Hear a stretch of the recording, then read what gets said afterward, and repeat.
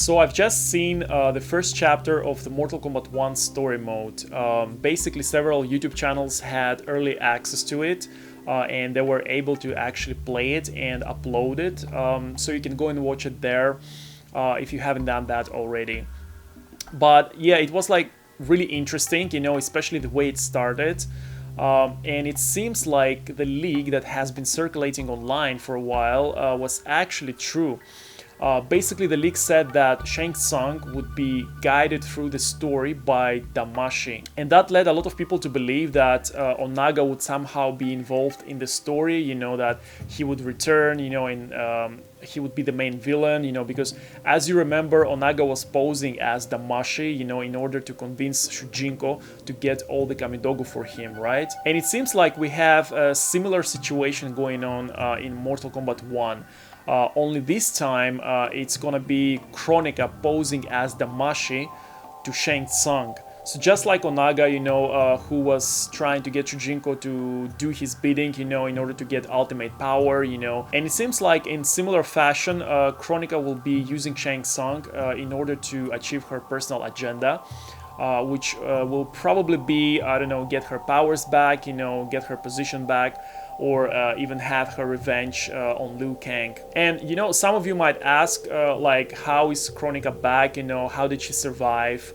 But think about it, like Onaga, during the Mortal Kombat Deception events, he wasn't in the Netherrealm or in the heavens, and yet his consciousness was somewhere, So it's possible that he was communicating with Shujinko from beyond time and space, And Onaga wasn't even a god or anything, and yet his consciousness somehow survived. So in that sense, I don't think it would be a problem for Kronika's consciousness to survive somehow, and lurk from beyond time and space, somewhere where she would be inaccessible to Liu Kang, and that's why he probably couldn't foresee, he didn't see, this evil coming or whatever, if you read his bio, right? Maybe what we see in the beginning of the story mode isn't actually Kronika herself, maybe it's just a projection of her, and she's still hiding somewhere beyond time and space, where Liu Kang can't see her or feel her or anything. I can actually see that being the case. And check this out, Onaga gave Shujinko the special ability to be able to observe other warriors' skills, and powers. So basically Shujinko can imitate other warriors, other characters' movesets, right? Shang Tsung has a similar ability, as he can morph into other characters, and he can use their abilities and movesets, So it's not an accident that Shang Tsung was chosen by Damashi in this timeline, because it's obvious that Kronika is gonna give Shang Tsung his powers back, and the ability to imitate other warriors, And it looks like she's going to give him like fake hope, She's going to hype him up, for the quest.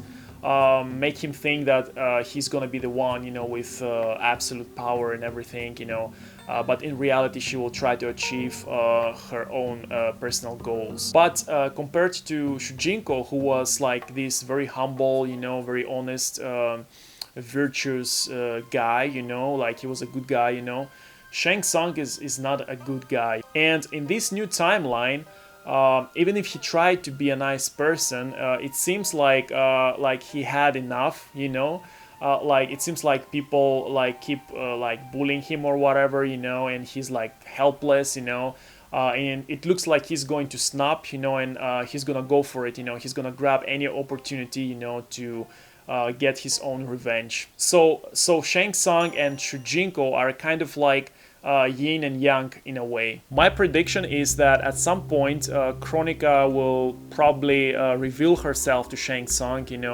and I think that he will most definitely betray her. And speaking of betrayal, I think that Geras will betray Liu Kang, because now that we've seen Kronika, I'm pretty sure that he's still working with her, and maybe that's why Liu Kang couldn't foresee this danger coming, because maybe Geras is just posing as a friend, all this time, but in reality he's working with Kronika, So now that I've seen the first chapter, which by the way I don't think it's the whole chapter, I think it's just half of it, But now that I've seen it and I've seen Kronika, I'm not sure that Onaga is gonna be involved in the story, you know, or even if we have Onaga, you know, it's gonna be in some different form, you know, and playing some different role within the story, but I'm not sure he's gonna be the main villain. And it looks like the concept of deception, you know, not just the game Mortal Kombat Deception, but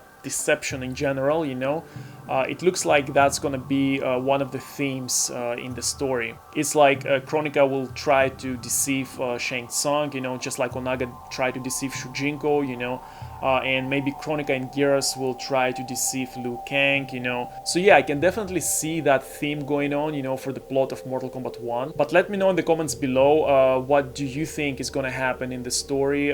Do you still think Onaga is gonna be the main villain, you know, now that we've seen Kronika, obviously? Do you think he's gonna play some different role in the story? Or maybe he's not gonna be involved at all even, you know? But yeah, thanks for watching, I hope you enjoyed this video, and until next time.